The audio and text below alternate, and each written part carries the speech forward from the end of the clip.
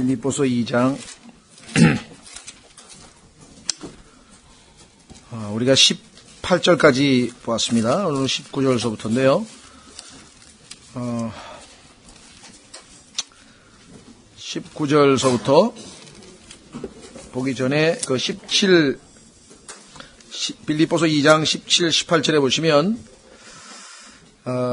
바울이 그 빌립보 성도들을 향해서 자기 자신이 예수 그리스도의 본을 받아서 그들을 위해서 그들의 믿음이 잘 서고 그들이 정말 올바르게 주님을 섬기는 일에 자기가 완전히 그 도구로 또는 희생물로 드려진다 할지라도 기뻐하겠다라고 하는 그런 참 말씀을 17절, 18절에 나와 있었죠. 참으로 너희의 믿음의 희생과 섬김 위에 내가 헌물로 드려질지라도 나는 기뻐하고 너희 모두와 함께 기뻐하리라. 정말 예수 그리스도의 본이 5절서부터 11절까지 예수님께서 이 땅에서 사셨던 그 본인데 그 본을 따라서 바울도 자기 자신을 완전히 다른 형제자매들을 위한 희생물로 자기를 내어드리고 주님을 위해서 희생물로 내어드린 모습을 우리가 보게 됩니다. 자, 그래서 우리는 19절서부터인데 19절서부터 24절까지는 역시 예수 그리스도를 본받아서 주님을 잘 섬겼던 디모데라고 하는 한 사람에 대한 바울의 신뢰감을 표시하고 있고, 그 다음 25절서부터 30절까지는 에바브로디도라고 하는 또 다른 한 일꾼 주의 형제에 대한 이야기를 하고 있습니다.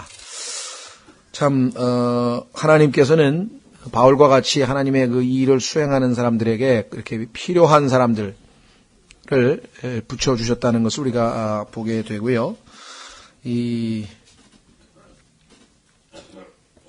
예수 그리스도께서 2장 5절서부터 11절까지 어떠한 모습을 어떠한 본을 보이셨는지를 설명하면서 실제적으로 그 본을 따라서 살아서 합당한 열매를 맺은 사람들이 있다는 사실을 우리가 실제적으로 성경 안에서 확인하게 됩니다. 그렇죠? 자, 그래서 우리는 19절서부터 보겠습니다. 그러나 내가 속히 디모데를 너희에게 보내기를 주 예수님 안에서 바람은 너희 형편을 알게 되어 나도 좋은 위로를 받으려 함이니 같은 마음으로 너희 형편을 자발적으로 돌아볼 자가 내게 아무도 없느니라.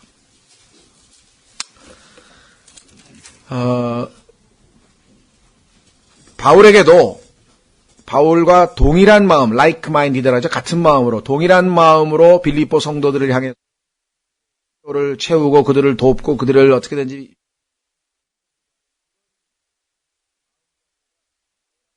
쓴 사람이 디모데 한 사람밖에 없다.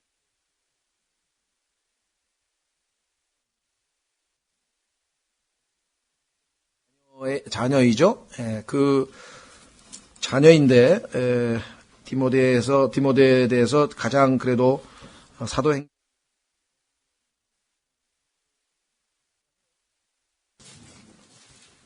디모데 후서 3장 14절에 보시면 이렇게 기록되어 있습니다.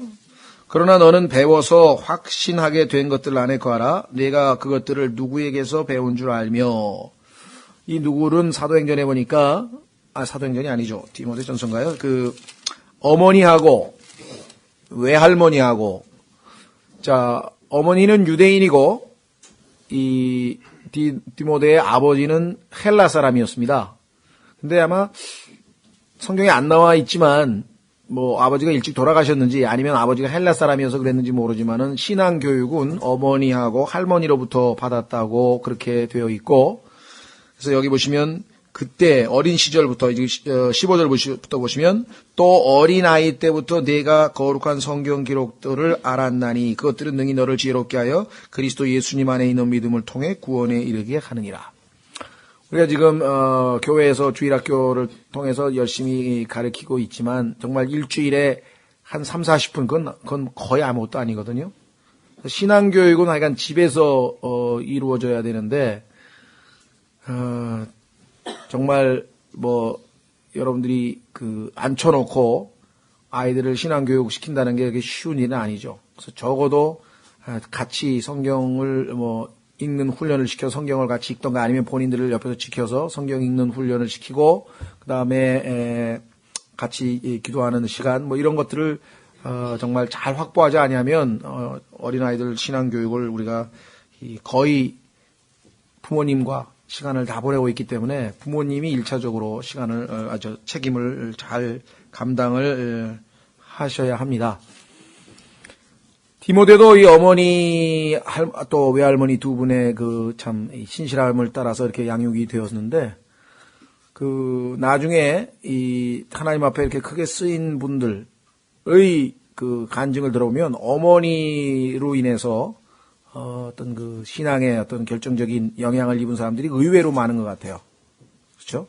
네, 그래서 뭐 여러 가지 이제 뭐 이야기가 있습니다만은 어머니의 그 특히 늘 자식을 위해서 기도하는 그 기도 모습을 통해서 자기가 나중에 빗나가거나 타락했다가도 다시 그 어머니 때문에 이렇게 되돌아오는 그런 것들을 우리가 보게 됩니다. 그래서 이 디모데는 참 처음 구원받는 순간부터 바울과 인연을 맺어서 쭉 같이 했는데 실제적으로 수없이 많은 사람들이 이 바울을 통해서 구원을 얻고 또 많은 사람들이 바울과 함께 동역하고 일했지만 지금 이 빌립보라고 하는 교회에 누군가를 보내서 그 빌립보 성도들을 말씀의 사역을 해야 되는데 그들에 대한 관심, 그렇죠?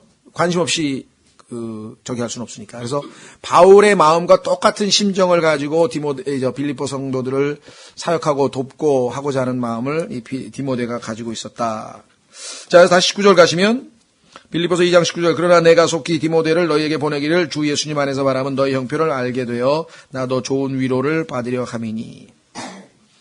그러니까 형제들이 어떤 형편에 있는지 상태가 어떤지를 좀 알고 그리스도 안에서 정말 하나님의 은혜로 그들이 믿음 안에서 부쩍 잘 성장하고 있다. 또 하나님의 은혜로 그들이 어려움 가운데서도 잘 인내하고 있다. 주님의 은혜로 그들이 어려움을 극복하고 또 승리하였다. 뭐 또 주 안에서 열심히 정말 이 복음을 잘 전하고 있다. 등등등등 그런 소식을 좀 듣고 그런 소식을 통해서 바울도 위로를 얻고 싶다. 바울은 지금 감옥에 갇혀 있습니다. 로마에 있는 감옥에. 그래서 사실 바울 자신이 많은 위로가 필요한 지금 상황에 놓여 있었는데 다른 위로가 필요한 게 아니라 바울에게는 다른 형제 자매들이 주 안에서 잘 양육되고 성장하고 주님을 기쁘시게 하는 그것이 바울에게는 유일한 위로가 되고 기쁨이 되는 것이에요. 여러분들에게는 어떤지 모르겠습니다만은 자, 요한 1서로 가도 요한도 같은 종류의 기쁨을 또는 얻고 싶어하는 경우를 보게 됩니다.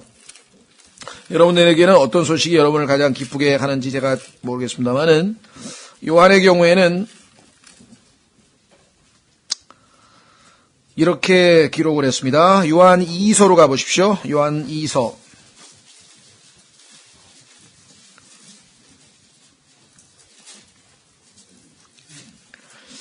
요한 2서 1절서부터 보시면 요한 이렇게 고백합니다. 장로는 물론 자기 자신이 장로죠. 장로는 선택받은 부인과 그녀의 자녀들에게 편지하노라. 내가 진리 안에서 너희를 사랑하며 나뿐 아니라 진리를 안 모든 자도 그리함은 우리 안에 거하며 영원토록 우리와 함께할 진리로 인함이로다. 하나님 아버지와 아버지의 아들 주 예수 그리스도로부터 은혜와 긍휼과 평강이 진리와 사랑 안에서 너희와 함께 있을지어다.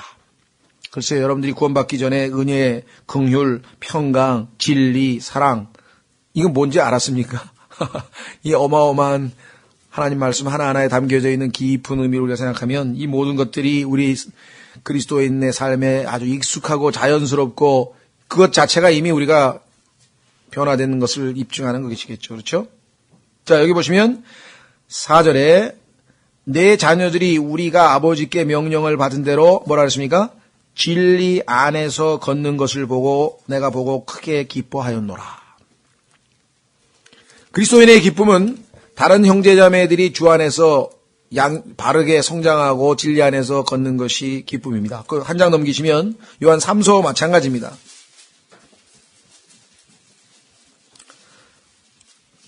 요한 3서 1 역시 이렇게 되어 있죠. 장로는 극진히 사랑하는 가이오 곧 내가 진리 안에서 사랑하는 자에게 편지하노라. 사랑하는 자여 무엇보다도 내 혼이 형통함 같이 내가 형통하고 건강하기를 내가 바라노라. 형제들이 와서 내가 진리 안에서 걷는 그대로 내 속에 있는 진리에 대해 증언하였으므로 내가 크게 기뻐하였노라. 내게는 내 자녀들이 진리 안에서 걷는다는 것을 듣는 것보다 더 큰 기쁨이 없도다. 그러면 기쁨이 아닌 슬픔은 어떻습니까? 그 형제가 지금 세상으로 떠내려가서 교회도 안 나오고요. 정말 지금 그리스도인 같은 모습이 전혀 안 보이는데 어떻게 하면 좋겠습니까? 이런 전화가 오면 그냥 가슴이 철렁한 거예요. 아이고, 또 뭔 일이 생겨서 또 그렇게 됐을까? 그러니까 진리 안에서 걷지 않고 세상으로 가버렸다든가 아니면 정말 이 진리하고는 반대되는 다른 정말 그 길로 들어섰다든가. 그건 어떻게 해야 됩니까? 물론 기도하죠. 하나님 도와주십시오. 하지만 참 그거는 굉장히 우리 마음을 무겁게 하는 거예요. 바울도 마찬가지예요. 들으면 늘 영적으로 이 고린도 교회 소식을 듣고 그냥 바울이 얼마나 마음이 무거운지, 그렇죠? 그래가지고 고린도 교회 사람들에게 정말 아주 주님의 물론 마음에 감동이 있었겠지만 아주 단호하게 아주 경고하는 편지를 써보낼 수밖에 없었던 것. 그리고 나 또 후회하는 거야. 왜? 내가 너무 심하게 책망한 거 아닌가? 그래서 또 더 고통스러웠다고 성경에 또 기록을 해놓고 그런 걸 보면 정말 이 바울이 주님의 심정을 갖고 있는 것은 분명한 것 같습니다. 자, 그래서 그 좋은 위로를 받고 싶어하는 바울의 마음, 다른 위로가 아니라 그리스도인들이 주님 앞에서 진리 안에서 바르고 주님을 기쁘시게 하는 삶을 살게 될 때 20절 같은 마음으로 너희 형편을 자발적으로 돌아볼 자가 내게 아무도 없느니라. 여기에 그 자발적으로라고 하는 단어가요. 이 영어로는 이게 natural이라고 되어 있더라고요. natural. 이 성경에서 이 natural이라고 하는 단어가 아주 뭐라 그럴까요? 어떨 때에는 긍정적으로 쓰이고 여기도 지금 긍정적으로 쓰였어요. 근데 또 어떨 때에는 부정적으로 쓰여요. 그래서 이걸 좀 조심스럽게 우리가 봐야 되는데, 예를 들면, 성경에서 여기처럼 이제 긍정적으로 쓰였죠? 왜냐면, 자연적으로, 무슨 막 억지로 하는 게 아니라, 그냥 그 마음이 자연적으로 그 사람들에 대한 관심이 늘 있는 거야. 그렇죠? 자, 로마서 1장으로 가면, 역시, 자연적인 우리 보통 한문으로 우리 인지상정이라 그러잖아요. 인지상정. 인간이면은 누구에게나 다 있을 수 있는 그런 자연스러운 성정. 예를 들면 뭐 불쌍한 사람을 보면 마음이 아프고, 그렇죠? 예. 악한 일을 보면 분노가 일어나고, 뭐 이런 인간이라면 당연히 자연적으로 갖게 되는 그러한 마음. 근데 이제 사람이 이제 막 세파에 시달리고 뭐 어떻게 살다 보면 막 그런 게 다 없어져가지고 막 악하게 뒤틀리고 막 그런 마음이 생기잖아요, 그렇죠? 네. 보통 우리가 이렇게 운전하다가 남의 이렇게 뭐라 그럴까요?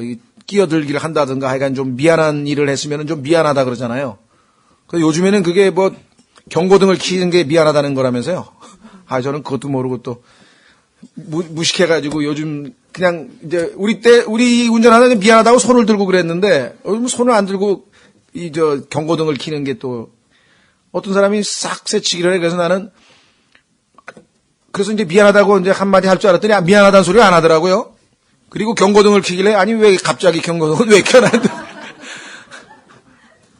다 끝난 다음에 왜 경고등을 켜냐고 또 그랬지. 그랬더니 그게 또 미안하다는 소리로 바뀌었다. 그래서 아이고 이거 참 빨리빨리 알아들었고 뒤쫓아가야지. 그러고 보니까 경고등 켜는 사람이 자주 있어. 그래서 이게 미안하다는 소리구나. 근데 이게 미안하다는 소리만 해도 그나마 그래도 아직은 양심이 덜 좀 한 건데 세치게 해놓고서는 뭐 약을 올린다든가 말이지. 예. 혓바닥을 확 내밀고 간다든가 이런 사람들 보면 정말 인간의 양심이 저렇게까지 될 수 있을까 막 그런 마음이 들고요. 하여간 내추럴하지가 않은 거 그거는 나쁜 의미로 그러니까 내추럴이 좋은 거고 막 억지로라든가 비정상 자연스럽지 못한 거 우리 나쁘다 그러잖아요. 인위적으로 막 억지로 한다든가. 자, 로마서 1장에도 보면은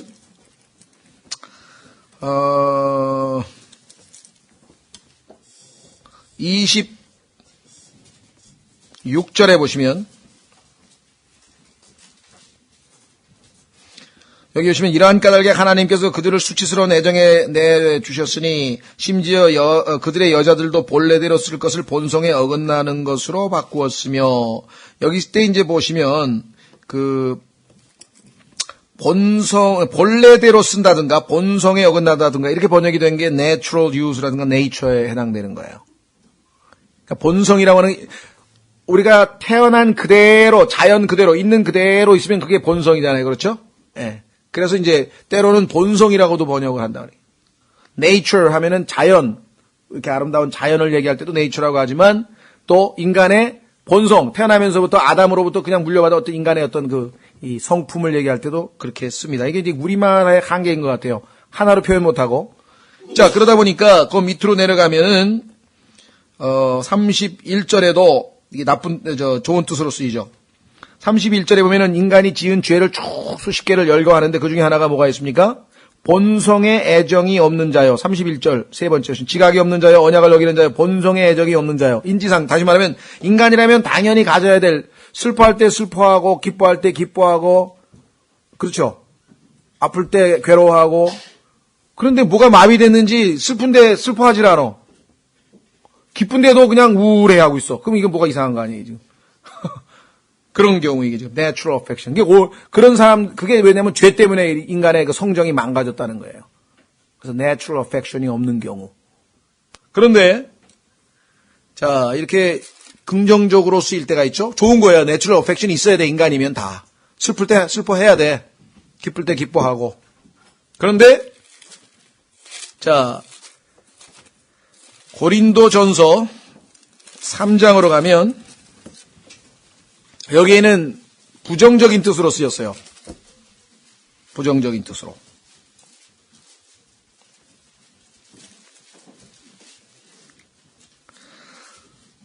자, 여기 보시면 이렇게 되어 있습니다. 14절에.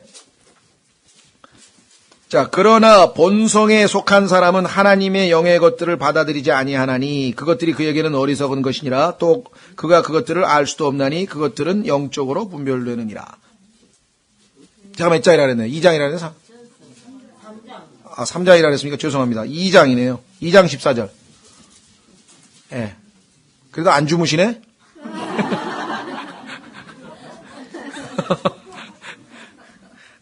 예, 2장 14절에 보면, 예, 지금 하신 게 본성에 따라 한 거예요. 없네? 이상한데? 그래. 근데 그냥, 에이, 그래. 틀리면 틀리고 말고. 그리고 그냥 가만히 앉아있는 거, 이게 본성이, 내추럴 어펙션이 없는 사람들이야. 뭐, 틀리고 싶으면 마음대로 하세요. 뭐, 이러고. 아니에요. 이러고 나와야 이게 내추럴 어펙션이 있는 거지. 틀렸는데, 틀렸다고 해야 돼요. 자, 그래서 2장 14절에 보시면, 여기는 본성에 속한 사람이라고 했는데, 영어로 이게 내추럴 맨이에요. 그래서 옛날에는 이게 자연인이라고 또 번역해 놓은 신앙서적에 보면 자연인. 근데 좀, 참, 번역이 어렵죠. 그렇죠?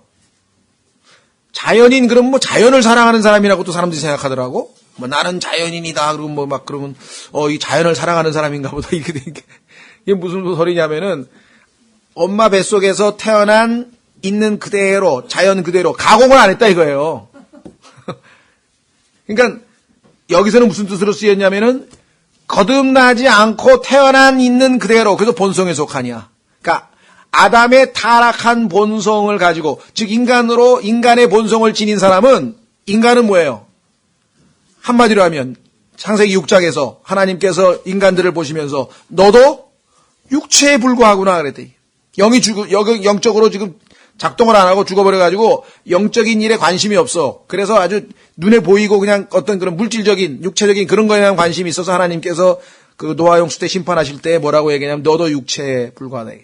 왜냐하면 그때 천사들 중에서도 육체로 이렇게 내려온 사람이 있기 때문에 인간 너도 육체고 천사도 육체고 그래서 그냥 모든 육체를 다 하나님께서 이 숨쉬는 육체를 다 쓸어버리게 되잖아요.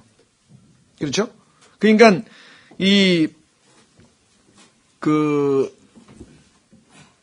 태어난 그대로 아담의 본성 그대로 가지고 있는 사람은 하나님의 일에는 관심이 없어. 그래서 하나님께서 복음 전하는 사람들을 보내서 하나님의 말씀을 듣게 해가지고 자꾸만 자극을 하는 거예요. 영적인 일에 관심을 갖도록. 그렇죠?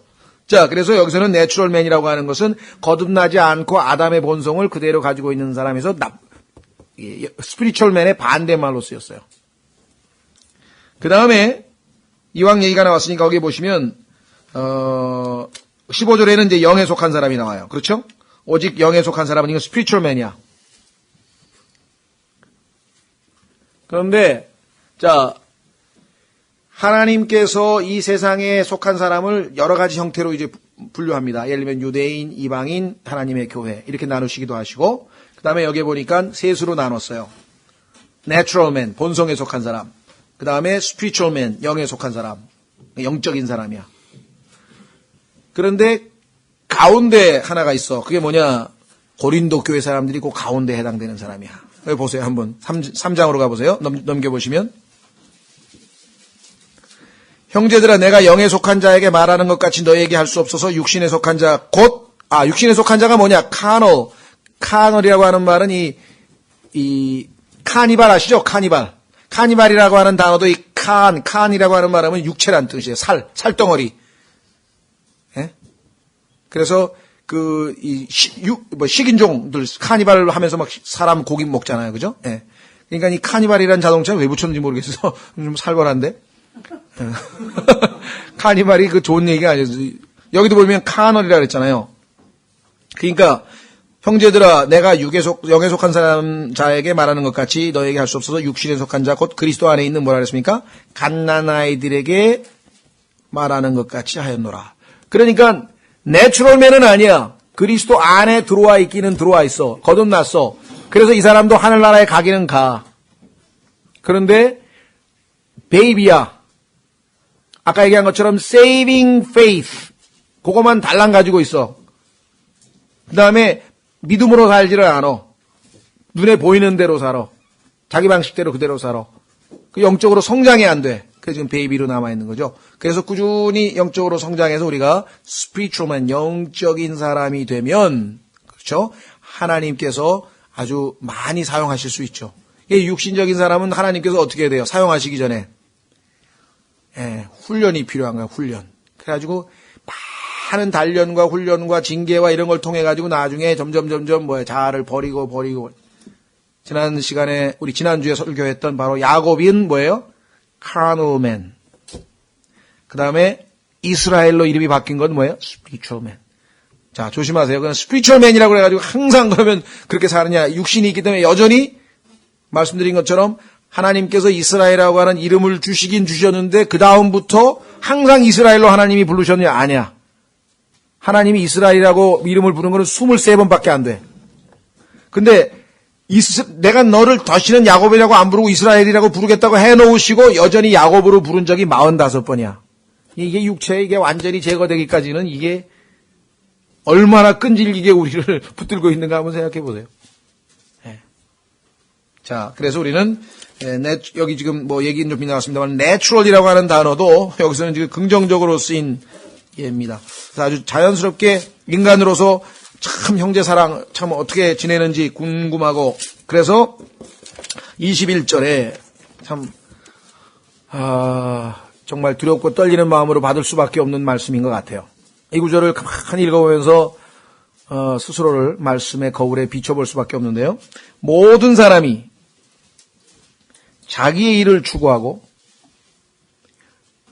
예수 그리스도의 일들을 추구하지 아니하되 분명히 예수님은 우리를 구원시킨 목적 중에 하나는 더 이상 자기를 위해 살지 아니하고 자기가 뭐예요? 자아가 뭐예요? 육신이 뭐예요? 시체. 그래서 하나님 보시기에는 이미 죽은 거거든 이게. 시간만 지나면 이제 곧 죽을 거고 어차피 한번 죽는 거. 그러니까 밥 존 시니어라고 하는 분이 많은 그리스도인들이 시체의 심부름꾼을 하다가 인생을 끝낸다. 그 육신을 따라 살면 그렇게 돼버리는 거예요. 여기는 모든 사람이 자기의 일을 추구하고 이거는 다 불타버려요. 하나도 안 남아. 예수 그리스도의 일들을 추구하지 아니하되 주님 중심적으로 사는 사람이 거의 없더라는 거죠. 그래서 바울과 같은 마음으로 이 빌립보 성도들을 돌볼 수 있는 사람이 디모데밖에 없더라. 그런데 디모데는 다르더라 이거죠. 22절 오직 디모데의 증거를 너희가 아나니. 디모데는 이미 자신의 삶으로 입증을 한 사람이야. 아들이 아버지에게 하듯 실제적으로 이 디모데를 복음으로 낳은 장본인이죠. 확인해 보겠습니다. 고린도전서 4장. 고린도전서 4장 14절에 가면은요. 바울이 이제 고린도 사람들에게 여러 가지 죄악들을 지적을 합니다. 여러 가지 지적을 하면서 이렇게 얘기를 합니다. 14절에 나는 너희를 부끄럽게 하려고 이것들을 쓰지 아니하며. 그렇습니다. 마찬가지죠. 설교하는 저도 여러분들에게 무슨 지적을 하고 할 때 나도 다 해당되는 거지 누구를 부끄럽게 하려고 하는 게 아니거든요. 목적은 뭐냐? 다만 너희를 나의 사랑하는 아들들 같이 여겨 타이르려 하노라. 그리스도 안에서 너희에게 10,000명의 스승이 있다 해도 아버지는 많지 아니하니 그리스도 예수님 안에서 복음을 통하여 내가 너희를 낳았느니라. 그러므로 너희에게 간청하노니 너희는 나를 따르는 자들이 되라. 이런 까닭에 내가 나의 사랑하는 아들이요 주 안에서 신실한 디모데를 너희에게 보내었나니. 내가 모든 교회에서 가르치는 대로 그가 너희에게 그리스도 안에 있는 나의 길들을 기억나게 하리라. 디모데는 역시 어떻게 보면 정말 바울의 분신과 같이 주님을 섬겼던 자들입니다. 실제적으로도 영적으로도 복음을 통해서 낳은 아들이고요. 자, 다시 돌아와서 빌립보서 2장 22절 오직 디모데 증거를 너희가 하나니 이들이 아버지에게 하듯 그가 나와 함께 복음 안에서 섬겨왔느니라. 복음 안에서 섬겨왔느니라. 그러므로 내 형편이 어떻게 될지 내가 알게 되는 대로 곧 그를 보내기를 바라되 나도 속히 가게 될 것을 주 안에서 확신하노라. 그만큼 지금 빌립보 성도들을 향한 바울의 그 애타는 마음, 그들을 어떻게든지 한번 가서 보고 직접 만나서 교제하고 또 그들로 인해서 위로를 얻고 또 자기의 형편이 어떠한가를 또 알리고 그럴 수밖에 없는 것은 지금 빌립보 사람들은 굉장히 지금 마음이 무겁습니다. 왜냐하면 바울이 감옥에 갇혔다는 소식을 듣고 그렇죠? 그래서 이런저런 어려움 때문에 이 바울을 어떻게든지 좀 돕기 위해서 에바브로디도라고 하는 그 빌립보 교회에 있는 그 한 일꾼을 지금 바울에게 보냈어요. 근데 당시 바울은 감옥에 있었기 때문에 이 당시에 이 바울을 만나는 것, 면회하고 만나는 것 자체가 이미 바울하고 같은 그런 소위 말하면 복음, 기독교를 받아들였다는 얘기고 그래서 여러 가지 위험도 따르고 쉽지 않은 일이었어요. 굉장히 아주 위험 부담이 높은 그런 일인데 그것을 이제 자청한 사람이 이제 이 에바브로디도죠. 이제 그 사람이 지금 이제 오게 됩니다. 자, 한번 확인해 보겠습니다. 25절. 그럼에도 나는 나의 형제요, 함께 수고하는 자요, 동료 군사요, 또한 너희의 사자로서 내게 부족한 것을 공급한 자인 에바브로디도를 너희에게 보내는 것이 필요한 줄로 생각하였노라. 에바브로디도가 빌립보 성도들로부터 헌금을 가지고 감옥에 있는 바울을 돕기 위해서 지금 왔다가 어려움을 무릅쓰고 먼 길을 와서 또 참 어렵게 해서 바울을 만나서 바울에게 사역을 다 마치긴 했으나 여기 내용을 보니까 병이 들어가지고 그것도 그냥 병이 아니고 죽을 병이 걸려서 거의 죽게 되었다고 이렇게 얘기를 합니다. 그 밑에 보십시오. 26절 그가 너희 모두를 사모하고 너희를 사모하기 때문에 직접 가서 보기를 원하기 때문에 내가 보내겠는데 그 다음에 또 이유가 있어요. 자기가 병든 것을 너희가 들었으므로 심히 근심하였느니라. 빌립보 사람들이 에바브로디도가 바울한테 갔다가 거기서 지금 병들어서 죽게 됐다는 소식을 듣고 근심을 하고 있는데 에바브로디는 자기가 병들어서 죽게 된 거를 근심한 게 아니고 자기가 지금 병들어서 죽게 돼서 근심한 게 아니고 자기가 아프다는 소식을 빌립보 사람들이 듣고 근심하고 있는 것 때문에 근심하고 있는 거예요. 놀랍죠? 우리는 지금 내가 아파서 내가 죽게 생겼으면 지금 내가 내 병 때문에 근심해야 되는 건데 이 에바브로디도는 항상 나가 아닌 남 중심, 다른 사람 중심으로 살았기 때문에 그런 마음 자세를 가지고 있어요. 그래서 27절 참으로 그가 병들어 죽게 되었으나 하나님께서 그에게 긍휼을 베푸셨고 그에게뿐 아니라 내게도 긍휼을 베푸사 내가 근심 위에 근심을 면하게 하셨느니라. 지금 감옥에 갇혀 있는 것도 지금 바울로서는 굉장히 부담스러운 일인데 거기다가 에바브로디도까지 만약에 병들어서 죽게 되면 근심 위에 근심이죠. 슬픔 위에 슬픔을 지금 안게 되는 거 아니겠습니까? 그래서 하나님께서 긍휼을 베푸셔서 우리를 불쌍히 여기셔서 에바브로디도도 불쌍하게 여겨서 살리셔 주셨고, 그의 죽음 때문에 슬퍼할 나도 불쌍히 여기셔서 살려주셨고, 그래서 하나님이 긍휼이 풍성하신 분임을 보여줬죠. 그래서 28절에 그러므로 내가 더욱 염려하여 그를 보낸 것은 너희가 그를 다시 보고 기뻐하게 하며 나도 근심을 덜고자 함이었느니라. 그러니까 에바브로디도가 가면 빌립보 형제들이 앞으로 다 죽게 된 형제가 회복이 되어서 다시 돌아왔으니까 그들이 근심을 덜 거 아니에요. 그럼 바울은 빌립보 성도들이 근심에서 근심을 덜고 기쁨을 회복했으니까 바울도 근심을 덜게 되는 것이고, 이게 성도들의 교제예요. 그렇죠? 서로를 더 염려, 근심 이렇게 하면서 정말 이 그리스도인으로서의 아름다운 교제가 지금 이루어지고 있습니다. 자, 여기서 지금 우리가 스토리는 우리가 알게 됐는데 그리스도인끼리의 관계를 5가지로 설명을 해요. 그렇죠? 정말 하나님께서 기대하시는 우리가 서로가 우리가 다 같은 그리스도인이라고 한다면 내가 저 형제의 뭐가 됩니까? 형제죠. 그렇죠? 저 형제가 나의 형제죠. 여러분 잘 아신 것처럼 마태복음에서 예수님의 그 가족들이 왔을 때 사람들에게 뭐라고 얘기했습니까? 예수님께서 말씀하시기를 이렇게 말씀을 하셨죠. 누구든지 주님의 뜻대로 하는 자, 즉 가족, 더 이상 이제 영적인 새로운 차원의 가족관계가 형성이 되는 거죠. 그래서 어디 있습니까? 12장인가요? 마태복음 12장 끝부분에 보시면 이렇게 얘기를 했네요. 그때 한 사람이 그분께 이르되 보소서 선생님의 어머니와 선생님의 형제들이 선생님과 말하기를 바라며 밖에 서 있나이다 하거늘 그분께서 자기에게 말한 사람에게 응답하여 이르시되 누가 내 어머니냐 누가 내 형제들이냐 하시고 손을 내밀어 자기 형제들을 가리켜 이르시되 내 어머니와 내 형제들을 보라. 누구든지 하늘에 계신 내 아버지의 뜻을 행하는 자 곧 그가 내 형제요 자매요 어머니이니라 하시더라. 우리가 하나님의 뜻, 첫 번째 제일 중요한 뜻 무엇입니까?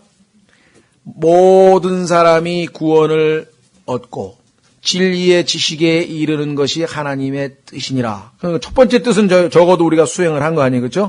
구원을 받았으니까 하나님의 뜻대로 행한 자, 구원받은 자, 거듭난 자, 그 우리가 형제라 그러죠. 그래서 이 형제라고 하는 것이 예수 그리스도를 맏형이라 그랬습니다. 히브리서에 제일 큰 아들 맏형이고 그 다음에 다 우리가 형제라고 했기 때문에 여러분도 아시다시피 우리 좀 한국적 풍토에서 우리가 이제 나이가 좀 드신 분들은 뭐 이제 부친이라고도 하시고 이제 모친이라고 이렇게 얘기를 하지만 그 본인들이 그리스도 안에서 다 형제이기 때문에 나는 형제로 부르는 것을 더 좋아한다고. 우리 이무상 형제님도 그렇게 말씀하시고, 우리가 볼 때, 그래도 난 지금 나이가 지금 뭐 이제 20살밖에 안 됐는데, 막 80, 어른한테 형제님 하기에 좀 난 이상한데요. 그건 내추럴맨이라서 그래요. 내추럴맨인지. 그렇잖아. 세상 사람들이 뭐 어떻게 형제야. 할아버지가 되든 아니면 뭐 선생님이 되든 뭐 이렇게 될 거 아니에요. 그러나 그리스도 안에서 형제야. 예수님도 우리의 맏형이라 브라더라 그랬어. 예수님도 우리를 형제라 부르기를 부끄러워하지 아니하였다라고 성경에 얘기했잖아요. 그렇죠. 그러니까 그 형제라고 하는 의미를 정확하게 안다면 그거를 듣는 사람만 얼마나 기쁜 거니. 야, 인마 내가 형제야 목사지. 그러면 몰라도 한참 모르는 사람이에요, 그 사람. 그렇잖아요. 형제는 이건 정말 생명의 관계로 맺어진 거고, 목사라는 건 하나님께서 그 은사를 줘서 그 일을 하라고 했기 때문에. 그죠? 노무현 대통령도 이제 내일이면 노무현 씨나 되나? 어떻게 되나? 전 대통령이 노무현 대통령은 아니잖아요. 예를 들면. 그러니까 형제. 자, 확인해 보겠습니다. 히브리서 2장.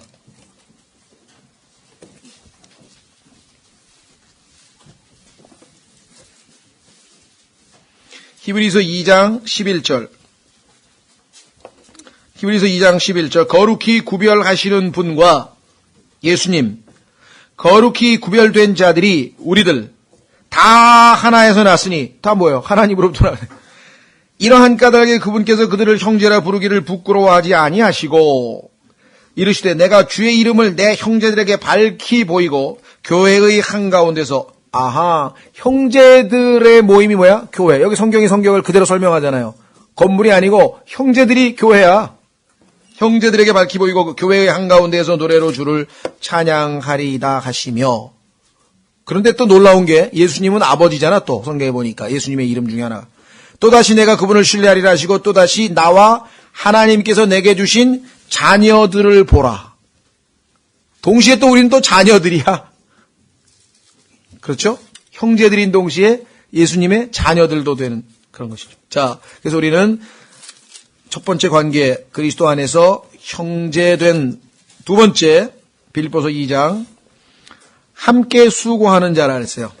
함께 수고하는 자 20 몇 절입니까? 5절에 보니까 여기 companion in labor 그랬네요. 주님을 위해서 우리가 수고할 때 동료야 동료. companion이란 말은 친구, 동료. 함께 주님을 섬기는 동료. 자, 세 번째는 동료 군사라 그랬네요. 그렇죠? fellow soldier.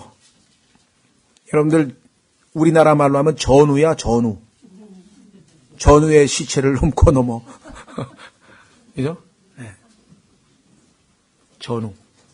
fellow란 말 함께한다. fellowship 하면 교제라 그러잖아요. 함께하는 군인이야. 자, 확인해 보겠습니다. 우리 그리스도인들 중에 가장 인식이 안 되어 있는 것 중에 하나는 우리가 하나님의 사랑, 또 하나님의 은혜 뭐 이런 것들에 익숙하다 보니까 우리가 군인이라고 하는 생각을 잘 못해요. 근데 성경은 분명하게 우리를 군사로 뽑았다고 성경에 써 있어요. 하나님께서. 그래서 그 완전 군장이 에베소서에 지난번 우리 공부할 때 영적으로 무장한 거 배웠잖아요. 전신갑주에 대해서 배웠잖아요. 자, 디모데전서 2장으로 가보십시오.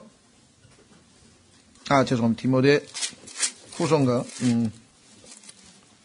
후서, 죄송합니다. 디모데 후서 2장. 디모데 후서 2장에 가시면 우리가 군인이라고 되어 있어요.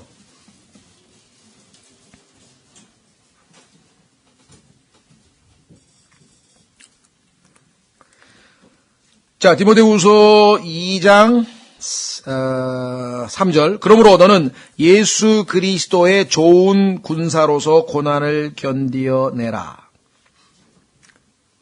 군인은 고생하러 간다 그러죠? 군대 가는 사람 보고 야, 너 좋은 데 간다 그런 사람이 있나요? 그래서 고생 많이 하겠구나. 힘들더라도 잘 참아라. 맨날 그렇게 얘기하잖아요. 그리스도인도 마찬가지. 그리스도의 좋은 군사로서 고난을 견디어내라. 그 다음에 보세요. 전쟁을 하는 어떤 사람도 이때 좋은 군인이라는 것은 혈과 육과 전쟁하는 사람은 좋은 군인이 아니야. 그건 나쁜 군인이죠. 좋은 군인은 영적인 전투, 마귀하고 세상하고 자기 자신하고 하는 그건 영적 전투. 그건 good fight이야. 그래서 바울은 내가 선한 싸움을 싸웠다 그랬지 옆에 있는 형제들하고 싸우면 나쁜 싸움이고요. 그죠? 다른 사람들하고 싸우면 나쁜 싸움. 전쟁, 국가 간의 전쟁도 나쁜 싸움이에요. 하나님이 인정하시는 싸움은 영적인 싸움이에요. 여기 지금 좋은 군인도 마찬가지 그런 전투에 참여하는 사람인데 여기 보시면 전쟁을 하는 어떤 사람도 이 세상 삶의 일에 얽매이지 아니하나니. 자, 이게 중요합니다. 이 세상 삶의 일 많습니다. 이게 affairs of life라는데요. 많아요, 이 세상에. 그러면 이 세상에서 먹고 사는 일도 있고, 친척한테 인사도 가야 되고, 명절에 부모님도 뵈러 가고, 많잖아. 그럼 그거 하지 말라는 얘기냐, 얽매이지 말라는 얘기. 그게 아니죠. 다 의무를 다 잘해야지, 오히려. 더 잘해야지. 신실하고 성실하다고. 그러나, 여기 뭐라 그랬습니까? 얽매인다는 얘기는 그게 꽉 붙잡혀가지고, 주님을 위해서 아무것도 못하는 경우. 그렇죠. 그런 경우가 있어요. 이게 붙잡히는 거예요. 그러지는 말라 이거예요. 우리가 인간으로서 사회인으로서 해야 될 일을 다 하지만 그렇죠? 거기에 노예가 돼서 그 붙잡혀가지고 꼼짝달싹 못하게 하는 것은 아니다는 거죠. 그래서 이것은 그가 자기를 군사로 택한 자를 기쁘게 하려 함이라. 이스라엘 백성들이 출애굽을 했는데 하나님께서 그거를 군대라고 표현했어요. 우리가 볼 때는 그냥 막 오합지졸이잖아, 거의 막. 근데 하나님께서 군대로. 근데 하나님이 캡틴이 되니까 우리 뭐예요? 구원의 대장이잖아요. 그렇기 때문에 그 오합지졸 같은 사람들이 항상 가면 믿음으로 승리를 할 수 있는 것이죠.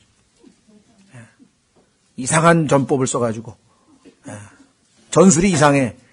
가가지고 그냥 하나님께서 전쟁하러 왔는데 그냥 빙빙 돌래 성을. 하루를 한 바퀴 돌고 그 다음 일주일 돌더니 마지막 날엔 7바퀴 돌래. 그 다음에 와 하고 소리 지르라래 소리. 그래가지고 여리고성을 무너뜨렸죠. 그러니까 정말 그 방법은 전부 다 하나님이 말씀하신 것을 믿는 거예요. 이상하게 생각할 것 없이 그냥 우선 믿는 거죠. 자, 그래서 우리는 세 번째 봤고요. 동료 군사, 일꾼, 함께 수고하는 자, 네 번째는, 그 다음에 너희의 사자, 메신저라 그랬네요. 여기 보시면. 사자라고 하는 것은 여러분도 아시다시피 우리나라도 뭐 요즘으로 치면 뭐 특사죠. 뭐 예를 들면 뭐 이명박 대통령 당선인의 특사로 뭐 박근혜 대표도 뭐 어디 중국에 갔다 오고 뭐 정몽준 씨도 미국 갔다 오고 이런 거 보낸 메시지를 가지고 가서 전해줬잖아요. 그렇죠? 예. 그래서 우리가 때로는 물론 주님께서 우리에게 주신 메시지를 다른 형제들에게 줄 수도 있고, 그렇죠? 서로 주고받을 수 있는 그런 관계. 자, 그 다음에 마지막으로 내게 부족한 것을 공급한 자. 자, 이 공급이라고 하는 단어는요, 사실은 ministered라 그랬는데 섬긴다는 겁니다, 이게. 자, 이 경우에는 바울이 감옥에 gat혀서 여러 가지 특히 이제 물질적으로 지금 어려운 상태에 있었죠. 감옥에서 뭐 어떻게 그래서 감옥에 있는 사람들 좀 뭐랄까 몸보신을 위해서 뭐 우리도 뭐 집에 가서 차입이라 그러나요? 이렇게 좀 사식도 사다 먹으라고 자꾸만 이렇게 넣어주잖아요. 지금 바울의 경우에도 여러 가지 어려움에 처했을 때 물질적으로 여기 지금 공급이라고 하는 말을 썼지만 물질로 섬긴 것이고, 그래서 이 미니스터란 말은 사역인데 물질로 사역할 수도 있고, 그 다음에 뭐예요? 하나님의 말씀으로 그를 섬길 수도 있고, 아니면 노동으로, 몸으로 봉사, 그 사람 예를 들면 발을 씻어줄 수도 있고, 여러 가지 형태로 지금 그 미니스터 할 수 있죠. 예, 그래서 이 섬긴다고 하는 말인데요. 그래서 이 단어가 이 세상 사람들에게는 미니스터라고 하는 말이 성경에서 원래 이 섬긴다고 하는 단어에서 국가의 그 우리나라로 치면 장관, 그렇죠? 장관을 미니스터라 그래요. 왜냐하면 국민을 섬기려고 뽑아놨으니. 그렇죠? 미니스터. 그리고 또 그 장관들 중에서도 최고 미니스터, 프라임 미니스터 하면 이건 또 총리도 또 다 그게 들어가요. 그 다음에 외교관도 공사이죠. 대사 밑에 공사라 그러는데 그 공사도 미니스터라 그래요. 그 다음에 사역자, 목사들도 미니스터라 그래요. 섬기는 자예요, 섬기는 자. 그런데 목사도 성경에 보니까 군림하려고 하는 자가 있어. 그래서 베드로가 군림하지 말라. 오히려 본을 보이라. 이렇게 얘기했죠. 그 다음에 또 그 국가의 이 공복도 마찬가지. 또 장관도 마찬가지. 이 섬기라고 지금 서 있는 위치지 권위를 행사해서 이게 뭐 군림하라고 거기에 세워진 것이 아니라고 하는 것. 자, 그래서 5가지 여러분이 한번 하나님 앞에 스스로를 나는 내 옆에 있는 다른 형제들과 형제인가, 함께 수고하는 자인가, 동료 군사인가, 그 다음에 내가 메신저 사자인가, 그 다음에 부족한 것은 뭐예요? 공급하는 섬기는 자인가. 그것이 바울이 평가하는 에바브로디도예요. 참 아주 이 본이 되는 사람이죠. 예. 그래서 우리도 서로에게 주님께서 이와 같은 관계로 우리를 삼아 주셨다고 하는 것. 자, 그다음 밑으로 내려갑니다.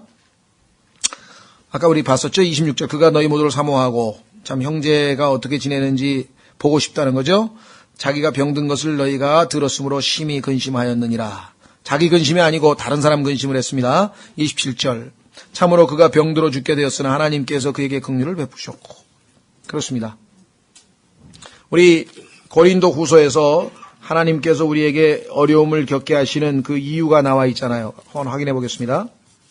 지금 여러 가지 형태로 많은 그 어려움에 처해 있는 분들이 지금 계십니다. 한둘이 아니고 다들 여러 가지 형태의 그 어려움에 처해 계신데 그 이유는 여기 이렇게 기록되어 있네요. 한번 확인해 보겠습니다. 고린도후서. 아마 여러분들이 힘들고 어려울 때 보통 우리가 성경을 읽을 때 힘들고 어렵고 괴롭고 하여간 막 그런 상태에 있을 때 보통은 이제 시편을 많이 읽으라고. 왜냐하면 시편도 보면 그냥 괴롭고 힘들어가지고 하나님 앞에 호소하는 사람 그런 내용으로 가득 차 있어요. 그러니까 시편을 읽으면 같은 마음이 돼서 하나님 말씀이 우리에게 크게 힘을 주고 위로받을 수 있죠. 그다음에 베드로 전서가 고난에 대한 책이에요. 그래서 고난 플러스 하나님의 은혜, 그러면 수학 공식에 영광이 나타나. 영광이야, 영광. 고난 플러스 은혜, 영광. 고린도 베드로 전서 전체의 핵심 내용이 바로 그거예요. 그러나 더 아주 뭐랄까요, 진한 고생이라 그래야 되나? 아주 극심한 고생을 하게 되는 사람들은 욥기를 읽으라 그래요. 그렇죠? 네. 어떤 분은 우리 고통과 함께하는 삶이라고 하는 우리 지금 우리가 번역한 책이 있죠. 세뮤엘 깁이라고 하는 분의 간증집. 그걸 읽고 나더니 나한테 와서 그래. 아, 형제님, 나는 이제 앞으로 난 괴롭다는 소리 이제 안 하겠습니다. 보니까 뭐 자기하고 괴로움이 차원이 다른 고통 속에서도 그렇게 밝게 사는데 내가 정말 너무 그런 고백을 했는데 욥기를 읽어보세요. 그럼 뭐 더 이상 불평불만이 싹 사라지고요. 신약에서는 고린도 후서를 읽으면 돼요. 바울이 어떠한 고난 가운데, 고통 가운데에서 살아가고 있었고 승리할 수 있어요. 자, 그게 여기 나와요. 보세요. 3절. 고린도후서 1장 3절. 하나님을 찬송하리로다. 그분은 우리 주 예수 그리스도의 아버지시요. 그 다음에 아주 놀랍습니다. 뭐라 그랬습니까? 긍휼의 아버지시며. 그런데 여러분들이 긍휼이라고 하는 것은 불쌍히 여긴다는 거예요. 처지가 딱하다 이거예요. 그런데 하나님이 우리를 그렇게 불쌍히 여겨주신다는 얘기인데 긍휼을 받을 만한 처지가 안 되고서야 어떻게 긍휼의 아버지를 알겠어요? 그렇죠? 우리가 긍휼을 받을 처지가 됐을 때 하나님이 긍휼을 베푸시면 여기에 뭐예요? 긍휼의 아버지를 알게 되고 체험하게 되는 거 아니에요? 그런데 긍휼을 받아야 될 처지가 한 번도 없으면 어떻게 긍휼의 아버지를 우리가 경험할 수 있냐 이 말이에요. 또 하나님께서는 하나님이 긍휼의 하나님이라 긍휼의 아버지라는 것을 보여주려면 아들들에게 불쌍한 처지, 비참한 처지에 놔둬야 된다 이 말이에요. 여기 나왔죠. 긍휼의 아버지. 에바드로다가 남들은 그래. 아니 그래 하나님의 일꾼 바울에게 그 먼 고생을 하면서 정말 옛날이면은 그 거리가 얼마입니까? 그것도 걸어서 그 먼 거리를 가지고 와서 하나님의 일꾼에게 물질을 헌금을 갖다 주고 그 다음에 그를 섬기고 했는데 주님을 위해서 그 모든 고생을 했는데 그 결과가 뭐예요? 죽을 병이야? 야 이거 그렇죠. 얼마나 그 마음이 낙담이 되고 근심이 되겠어요. 그런데 하나님께서는 거기서 그 처지를 딱한 처지를 어떻게 해요? 간과하지 아니하시고 긍휼을 베푸셨다 이 말이에요. 그래서 긍휼의 아버지라는 걸 알게 됐다 이거죠. 그 다음에 그보다 더 심한 어려움이 생겨도 어떻게 됩니까? 긍휼의 아버지를 어떻게 되겠어요? 신뢰한다 이 말이에요. 믿는다 이 말이에요. 여기 나오잖아요. 그 다음에 모든 위로의 하나님이시라. 위로받았다 그랬잖아요. 바울이. 4절. 그분께서 우리의 모든 환난 중에서 우리를 위로하심은. 분명히 여기 무슨 환난이라 그랬습니까? 우리의 모든 환난이라 그랬는데 자기가 고생한 건 하나님이 안 돌아보신다고 생각한대. 하나님은 모든이라 그랬는데 하나님 나는 안 돌아보지. 나는 내 거는 아니래. 내 고생은 모르시나 봐. 항상 예외를 두는 분들이 있어요. 성경에 보면은. 자, 모든 환난 중에서 우리를 위로하심은.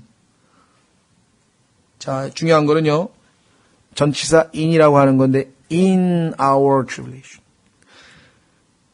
우리가 지금 오해하는 것은 그분께서 우리의 모든 환난을 제거하심은 이렇게 자꾸 해석을 하려고 그래. 환난이 제거가 안 됐어요. 바울은 여전히 감옥에 있어요. 그렇죠? 우리 자신이 하나님께 위로받는 위로를 힘입어 우리가 어떤 고난 중에 있는 자들도 능히 위로하게 하려 하심이라. 여러분들이 겪은 그 어려움과 고난은요, 큰 영적인 자산이에요. 동일한 고통을 겪은 사람이 오면은 하나님께서 우리를 쓰셔. 다른 사람을 쓸 수가 없어. 그렇죠? 아니, 암을 겪어본 사람이 암 환자한테 가서 한마디라도 해야 위로가 되지, 자기는 쌩쌩하고 한 번도 안 아파본 사람이 암 환자한테 가서 아프겠다, 고생되겠다 그러면 실제적으로 전달이 잘 안 되잖아요. 그렇죠? 근데 자기가 겪어본 거, 예를 들면 자기가 경제적으로 어려움을 겪었다든가, 아니면 자식 문제로 무슨 문제가 생겼다든가, 아니면 남편 때문에 문제가 생겼다든가, 아니면 뭐가 됐든 간에 자기가 겪은 거는 하나님의 위로를 통해서 자기가 다른 사람을 위로할 수 있는 도구로 쓰임을 받는 거예요. 그러니까 하나님께서 바울에게 왜 그와 같이 고린도 후서에 나오는 것 같이 어마어마한 고생을 시켰는지 한번 생각해 보세요. 하나님의 어마어마한 일꾼이 되기 위해서는 어마어마한 고생을 해야 어마어마한 사람을 만나서 다 위로를 해주는 거 아니에요. 그렇잖아요. 바울은 가는 데마다 위로를 해줄 수가 있어. 다 겪은 거거든, 자기는. 굶어? 그건 그냥 굶은 게 그냥 굶은 게 아니야. 박해를 받았어? 나는 돌로 얻어맞기를 벌써 5번 막, 곤장을 39대씩 5번 막. 그렇죠. 여러분들이 어떠한 상황에서라도 그 어려움이 닥치면 거기에는 긍휼의 아버지가 개입하실 여지가 있고 위로의 하나님께서 개입할 여지가 있고, 그것은 결국은 우리의 영적 자산이 돼서 하나님께서 그것을 통해서 더 많은 사람을 위로하고 더 많은 사람에게 긍휼을 베푸신다는 거예요. 그 기회를 여러분들이 얻으신 거예요. 자, 그래서 우리는 참 오늘 이 디모데와 에바브로디를 통해서 많은 실제적인 우리의 신앙생활에서 교훈들을 얻게 됩니다. 자, 마무리해 짓겠습니다. 긍휼, 하나님이 긍휼을 베푸셨어. 27절, 28절. 그러므로 내가 더욱 염려하여 그를 보낸 것은 너희가 그를 다시 보고 기뻐하게 하며 나도 근심을 덜고자 함이었느니라.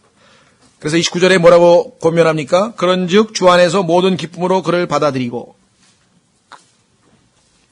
또 그런 자들을 어떻게 여기라고요? 존귀하게 여기라. reputation, 이게 명성을 얻는다거든요. 이 세상에 누가 명성을 얻습니까?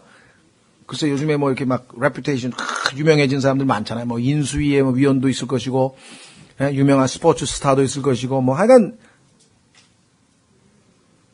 하나님께서 명성을, 그러니까 하나님께서 존귀히 여기고 하나님께서 하나님에게 유명한 사람이 되어야죠. 하나님께 유명한 사람은 여기처럼 에바브로디도 같이 목숨을 내던져서 형제를 사랑하고 하나님을 섬기는 사람들, 그 하나님께는 레퓨테이션이, 이게 유명한 사람이에요. 30절, 나를 섬기는 너희의 일에서 부족한 것을 채우기 위해. 마음은 있는데 멀리 떨어져 있어서 어떻게 할 수가 없잖아요. 그래서 그것을 채우기 위해서 자기가 나서서 직접 왔죠. 그가 자기 생명을 돌보지 아니하고 그리스도의 일을 위하여 거의 죽기에 이르렀느니라. Because라 그랬죠. For the work of Christ. 그리스도의 일 때문에 죽게 된 것. 우리는 어떻습니까?